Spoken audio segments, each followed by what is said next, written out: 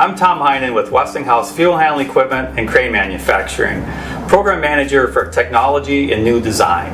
Let's talk about the Westinghouse BWR Fuelmaster Mast. When Westinghouse designed the Fuelmaster Mast, we had several things in mind.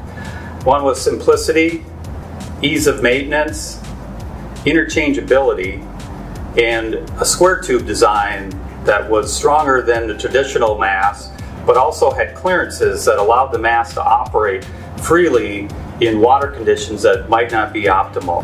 The Fuelmaster mast incorporates a replaceable Delron wear strip. Delron is a material that is impact resistant, dimensionally stable, chemical and moisture resistant.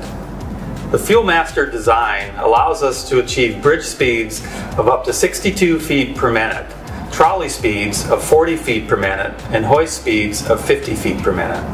Testing on the Fuelmaster mast consisted of real-life operation for over 6 weeks. 16,000 cycles were completed, simulating over 10 years of maintenance-free operation. The Fuelmaster mast is installed in 6 locations around the world. We have 2 of them in Mexico and 4 of them in Taiwan. They've experienced over 10 years of maintenance-free operation.